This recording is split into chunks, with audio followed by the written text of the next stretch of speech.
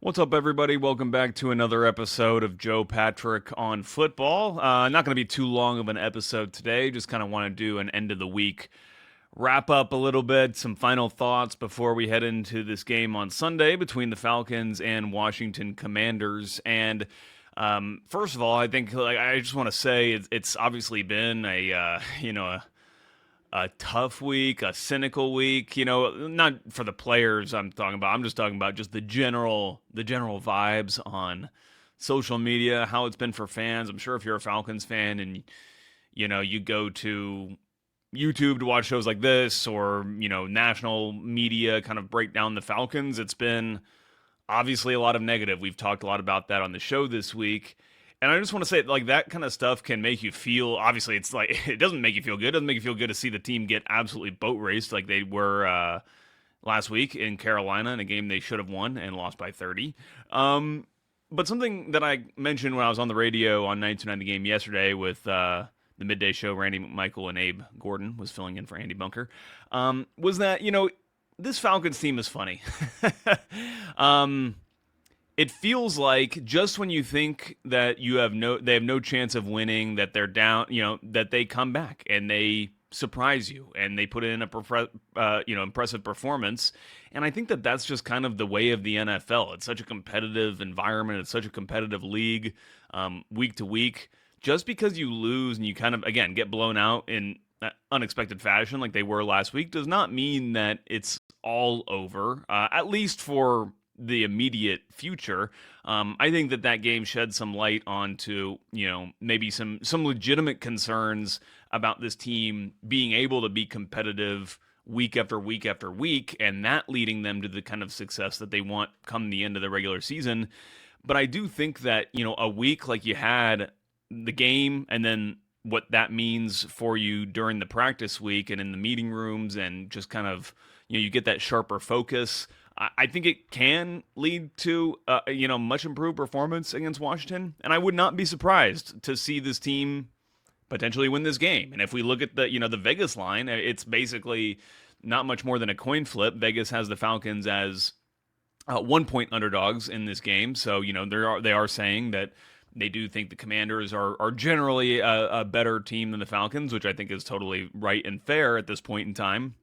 But in this particular game, there's every chance that the Falcons could show back up. Again, they're playing their second home game of the season. They've been away on the road for a couple weeks now, so I think that will help them. And, Vegas has an implied score in this one, about 23-22. Now, of course, that's not a score that's actually likely going to happen, just based on how football scoring goes. But, we can expect something, or at least Vegas expects something in the low to mid 20s for each team, and for this thing to probably, rest on a field goal difference one way or the other. So, I know it feels rough. It's been a rough week, but, things can change. And especially given what the Commanders are dealing with on the injury front this week, which is pretty significant.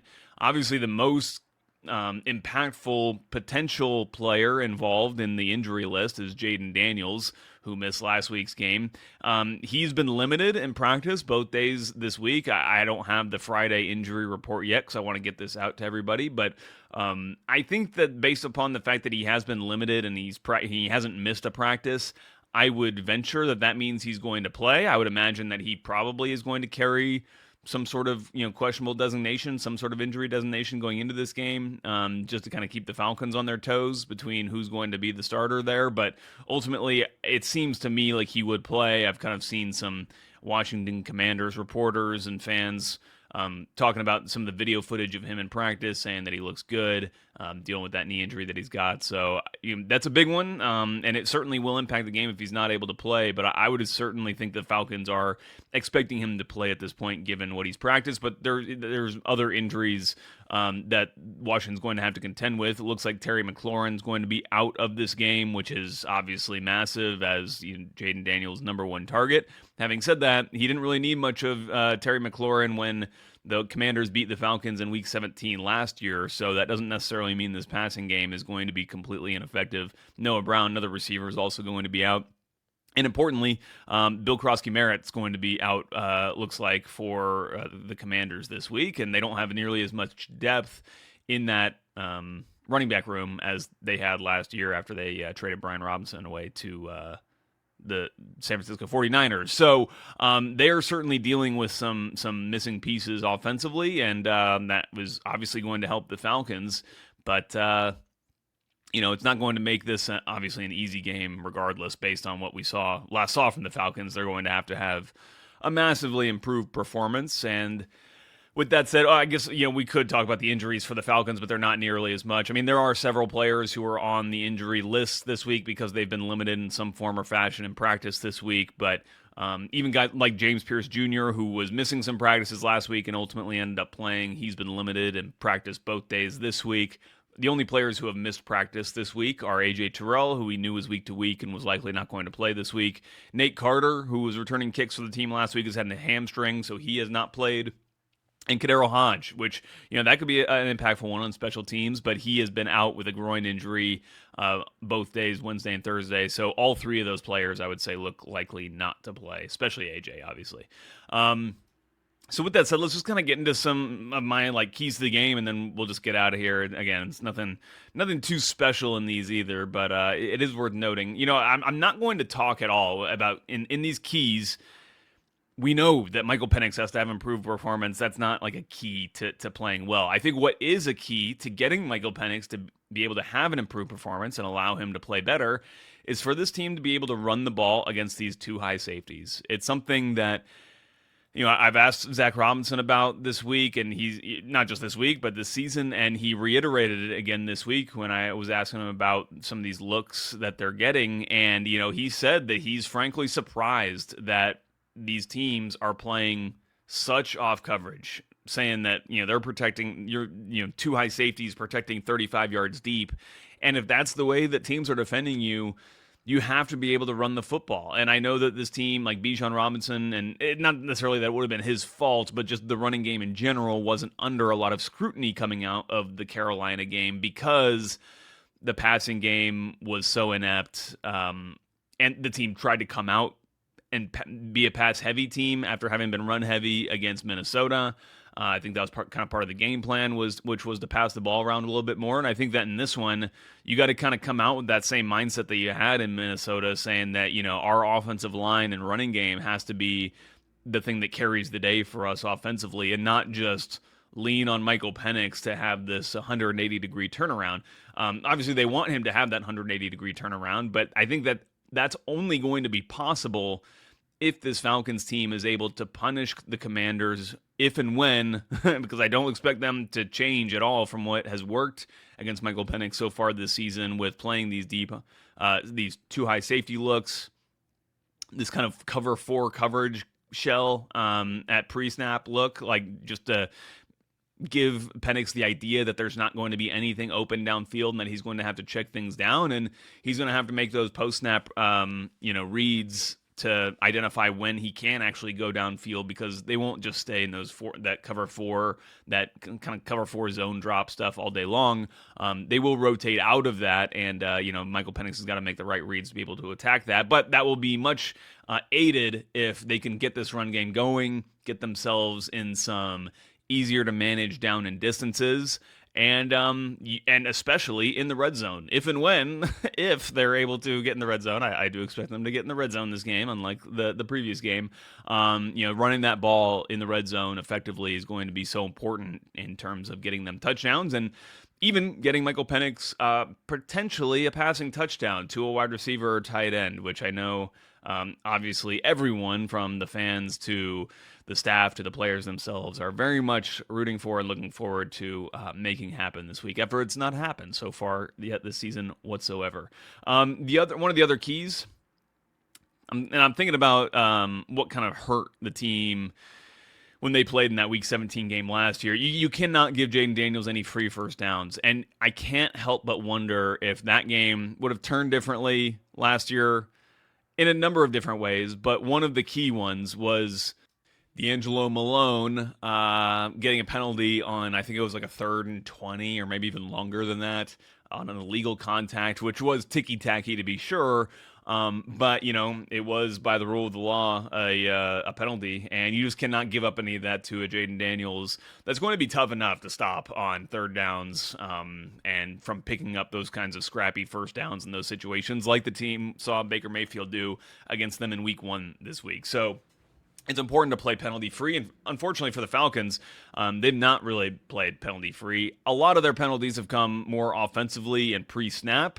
We know that with the delay of games, the false starts, those kinds of things, and those have really hurt this team. Not so much on the defensive side of the football, which has been good, and they're going to have to stay that way and play a clean game against this Jaden Daniels offense, which is can be tough when you've got a quarterback who's extending things and makes it just more likely that you can have a grab in the defensive backfield or, something like that. Or, some sort of hit infraction when trying to bring the quarterback down. So it will be very important for them to play some clean football on the defensive side of the football.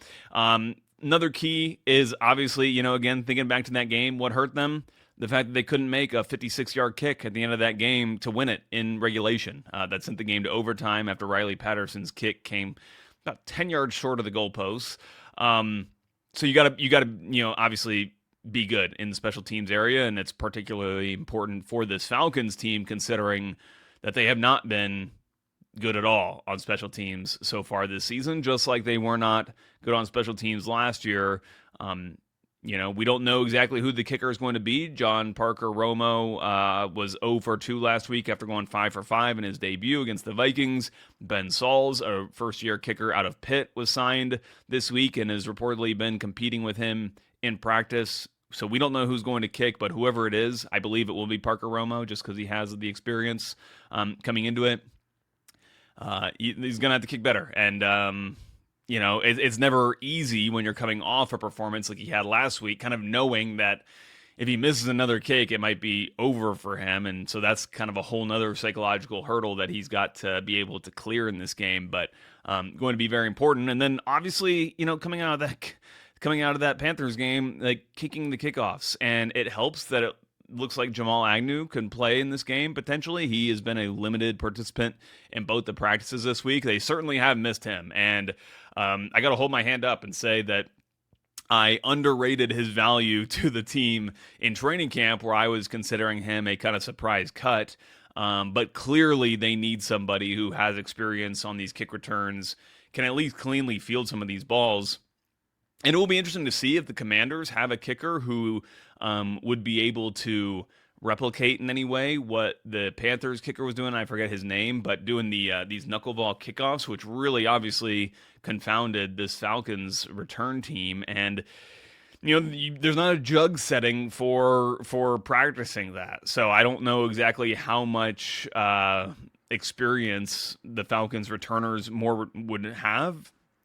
More ability to practice catching those kinds of kicks after what happened last week, but that will certainly be an important part of this game, and it really matters because Marquise Williams was telling us a couple years ago. This is not last year, but it was a couple years ago in training camp, talking about the importance of returns, and I believe he was talking about punt returns. And with a punt return, like if you had a 10-yard return, it increased your chances of scoring a touchdown on that drive by 60%.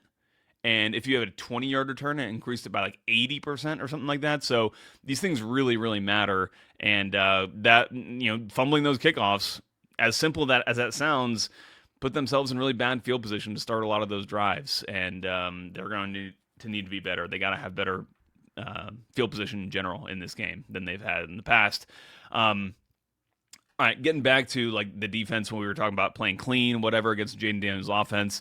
Kind of part of that is, you have to have a disciplined pass rush. And the reason that I say this is a key is because I feel like for this particular group of edge rushers where you have some, rookies that you're relying on in Jalen Walker and James Pierce Jr., and when you have a bit of a wild card rusher in terms of kind of having this lane discipline, this pass rush discipline, and a player like Arnold Ebiketie, going to be important for them to kind of be on top of their game and not allow Jaden Daniels to escape too many times. I think you have to understand that he is going to escape at some points, but especially considering he's got this, this knee injury that he's working through, you just have to make sure that you're just keeping him contained and not allowing him to create these extended plays, getting out of the pocket, and hopefully that will be easier considering what he's dealing with coming into this game.